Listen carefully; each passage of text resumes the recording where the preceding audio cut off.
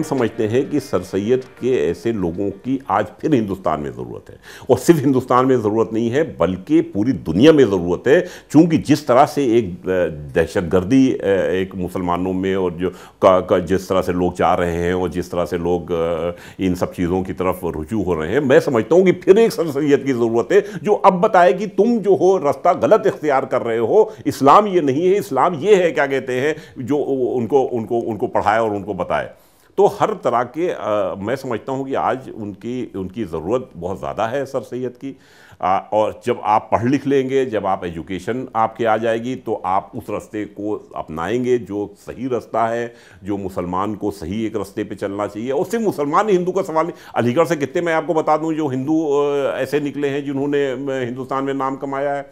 तो वो एक लर्निंग एक ऐसी जगह है जहाँ से लोगों ने कुछ हासिल किया है, चाहे वो हिंदू हो या मुसलमान हो।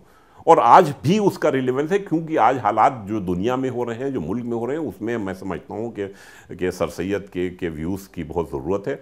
और उसकी ज़रूरत है कि हम एक सही डायरेक्शन में सही तरीके से लोगों को एजुकेट करें और उनको बताएं। सर सैयद की मुझे बड़ी याद आती है।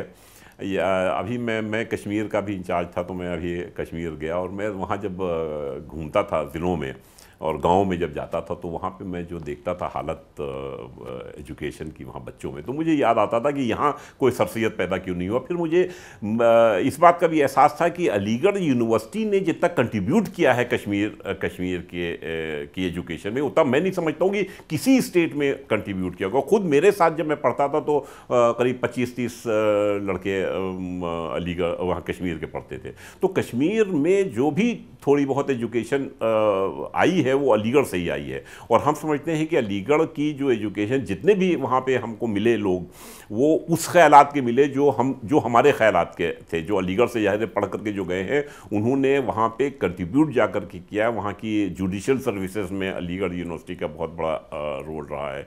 और हम समझते हैं कि अलीगढ़ का सर सैयद मुझे बहुत याद आते थे जब मैं वहाँ कश्मीर में जाता था। और जो पढ़े लिखे मिलते थे वो अलीगढ़ के मिलते थे, और जो नहीं पढ़े लिखे बच्चे छोटे छोटे घूमते मिलते थे। मैं सोचता था कि यहाँ पे कोई सर सैयद पैदा क्यों नहीं हुआ अलीगढ़, यहाँ कश्मीर में, जो यहाँ पे एजुकेशन को बढ़ावा देता। क्योंकि अगर अलीगढ़ में अगर वहाँ पे कोई सर सैयद पैदा हुआ था, तो जो वहाँ पे आजकल लड़कों की, वहाँ पे जो नौजवान, जो भटका हुआ नौजवान है, वो आज नहीं होता अगर वहाँ पे कोई ऐसा रिफॉर्मिस्ट होता या ऐसा कोई होता जिसने कि वहाँ पे एजुकेशन पे। और आज भी मेरा ये मानना है कि अगर वहाँ पे सही तरीके से एजुकेशन दे दी जाए, क्योंकि मैं कश्मीर में काफ़ी मेरा ताल्लुक़ रहा हूँ, मैं घूमा हूँ और मैं आया गया हूँ कश्मीर में, कि अगर वहाँ पे आज भी सही तरीके से एजुकेशन पे सबसे ज़्यादा जोर दिया जाए, तो हम समझते हैं कि ये जो वहाँ पे भटके हुए नौजवान हैं जो इस किस्म की हरकतें कर रहे हैं, कोई भी आपको एजुकेटेड वहाँ पे नहीं मिलेगा। वो बहुत एक दो मिलेंगे आपको, वरना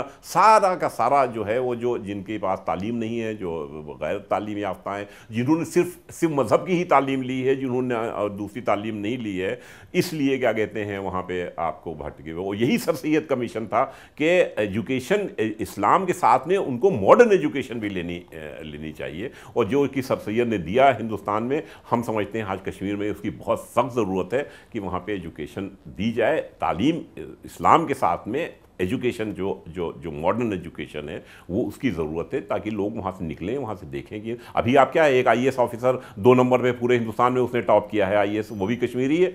कहाँ से आखिर में उसने टॉप कर लिया पूरे हिंदुस्तान में? इसलिए कि उसने तालीम ली।